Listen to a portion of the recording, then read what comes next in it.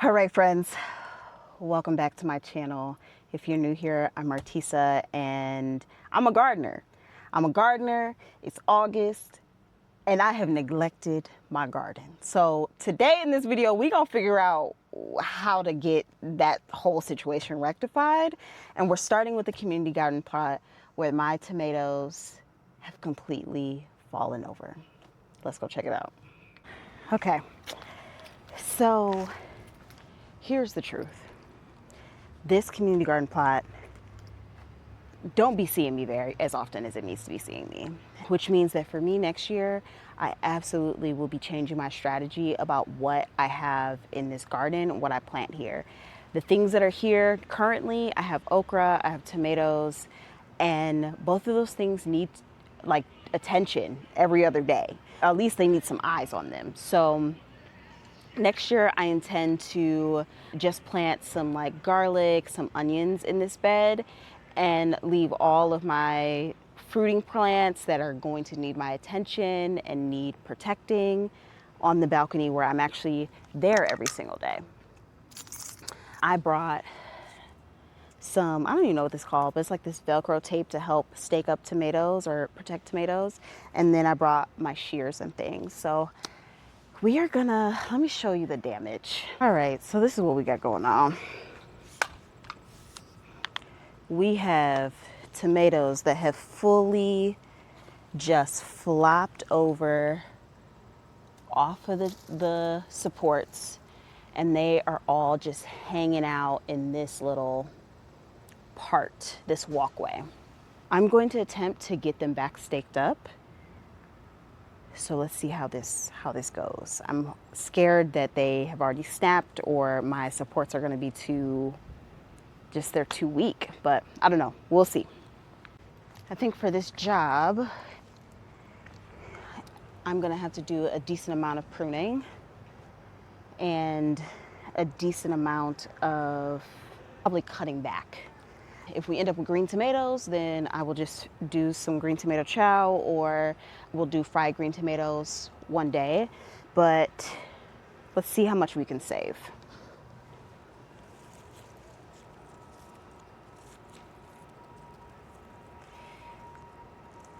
I should have known that these supports were not going to be good enough. It's part of the reason why next year I don't intend to, sorry if you can hear that plane coming ahead of me. But it's part of the reason why next year I don't intend to do big tomatoes, because it's just kind of hard to make sure that they have the proper support, especially when you're gardening in a small space like I am. My dream would be to have cattle panels and rows of tomatoes,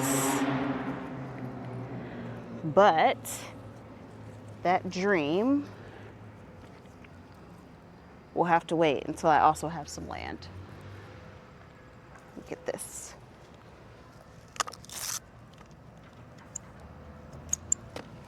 Ooh.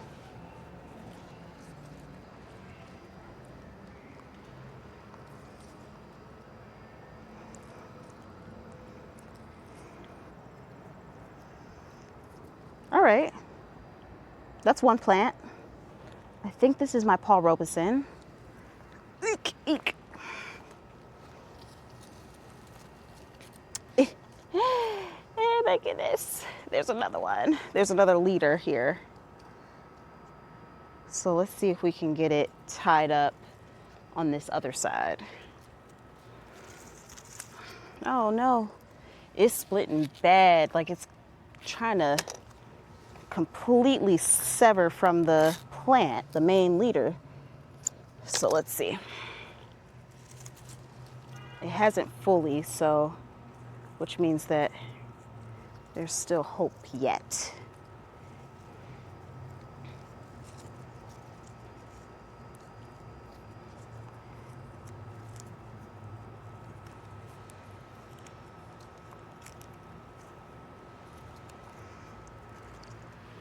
Okay.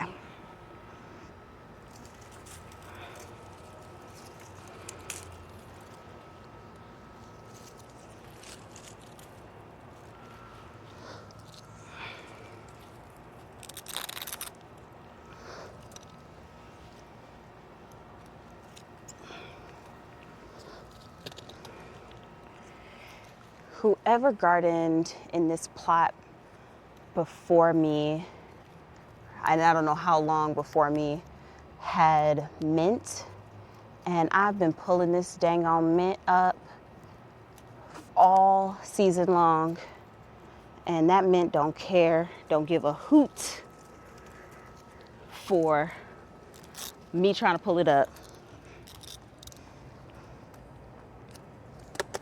It is actively and aggressively, constantly making its way back. So that's some of it. Let me tell you what has happened here. It's not just that I've neglected this, but part of the neglect is that I haven't been pruning. So we have all of these different leaders rather than one main stem that we have to deal with. We've got multiple main stems that are producing fruit, and I'm trying to protect all the fruit. Hey. Oh, there's so much fruit. Okay.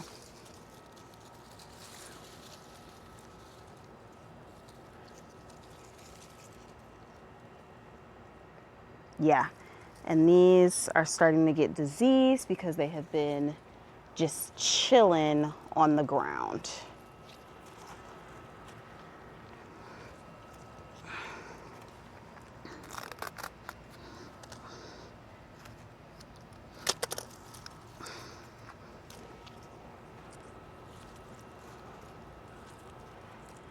Once I get these staked up, I'm also gonna go ahead and prune a lot of these extra leaves.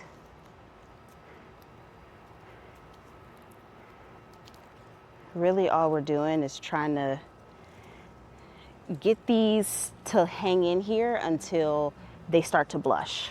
And the moment they start to blush, I will come through and take them home, let them finish ripening in the indoors. But if I can get some ripe fruit,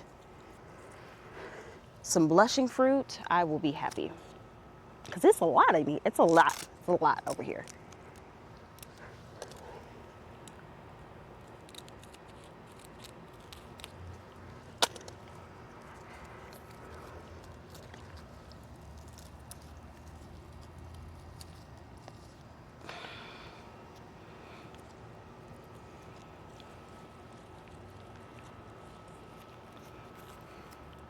One thing I like about these little ties is that the inside that is touching the plant is actually super soft, so you're not hurting your plant. We did lose a tomato. I'm gonna take this in and we'll do something with it. I'm gonna set this right here. All right, that's one plant. Cannot tell you which plant because my markers have disappeared. Between all the wind and rain, they might as well have disintegrated. Okay, let me see if I can bring you in a little closer. All right, this is our next culprit here. There's only, if you believe it, there's only 3 tomato plants here. All of this is from 3 tomato plants. Okay, something's going on. What is this? This dang on Prescott Fond has found its way and wrapped its way around these tomatoes in the most wild way. Okay. So this pineapple tomato, oh, I see what's happening. Okay. Okay. We've got ourselves a puzzle here. I also want to say that your tomatoes will go from like 0 to 100 so quick. Have you been like, oh my God, I thought I was just out here. I thought I had just tended to these.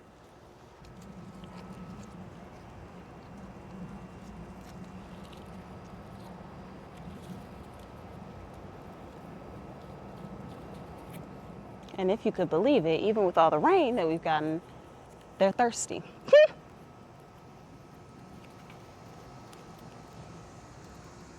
Okay.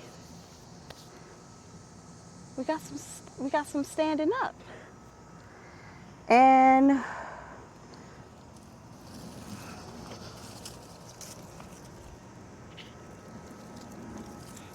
okay, I need to tend to this isis before I can finish doing this other leader for the pineapple. So this is a Paul Robeson pineapple tomato and the isis early that is here.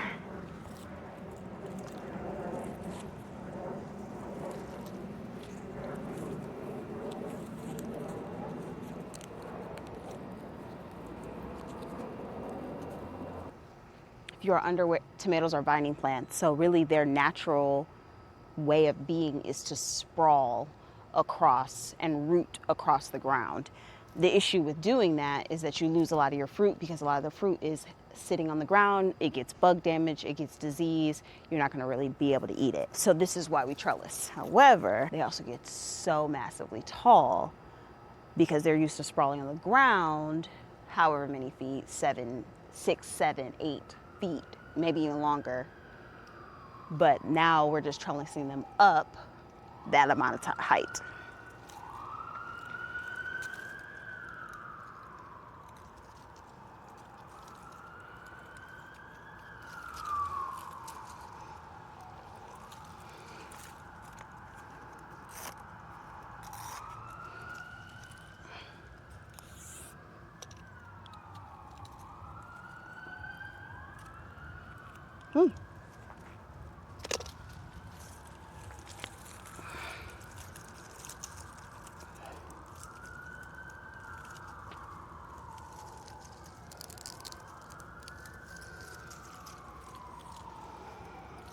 Y'all, this is a mess.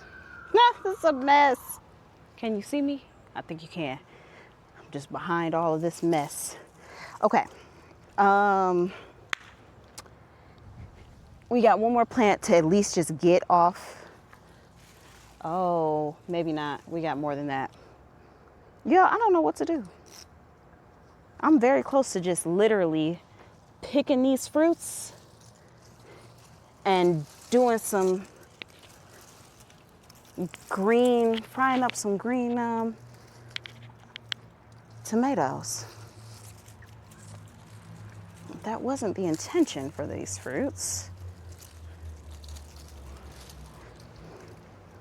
I think if I can just figure out what to do with these. Actually, okay, I'm gonna pivot.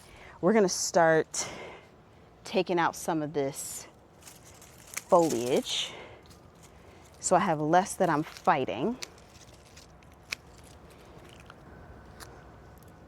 Okay, so I'm gonna be pretty intense about this chop.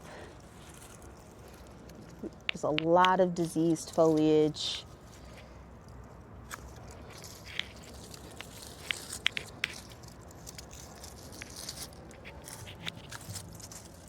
Oh, that is a spider. I don't do spiders, y'all.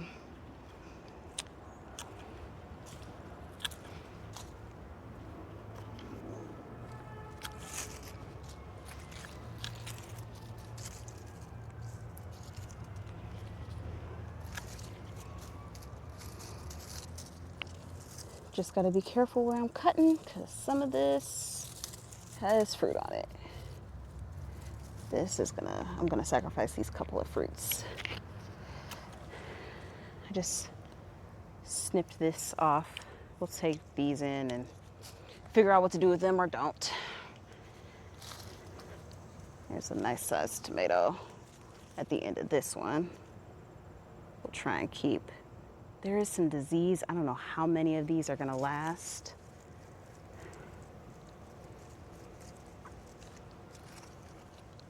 Oh no, y'all. I cut something with fruit on it. Cute little sized fruits too, but just put it in the green tomato pile. This Isis early tomato is such an interesting size because this is about the size, Isis candy, that's what it's called. This is about the size that it gets. Huh. It's like larger than a little cherry tomato, but too small to slice. I guess they call those, I heard them called saladette size tomatoes. I don't know. I had gotten those seeds from a local seed library. And I was curious about them, so I got them. I think they will not make it next year.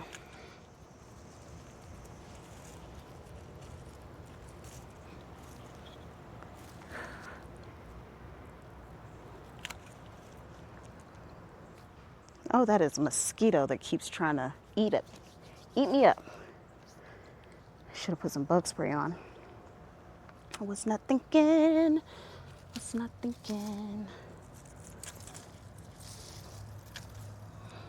Okay. That might do it.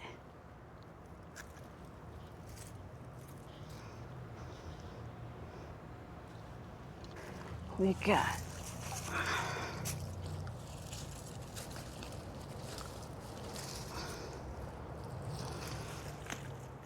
oh, tomatoes, raining.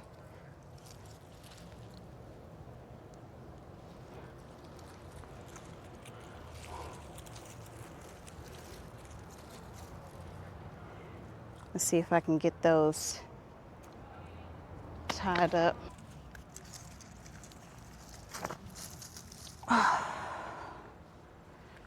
Collateral damage tomatoes. Alrighty, y'all.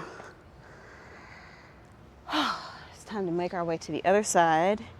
Handle this Isis candy. But so far, so good. Lots of tomatoes with some disease, but what you gonna do? Make different decisions next time. All right, and then, yeah, we've got quite a few.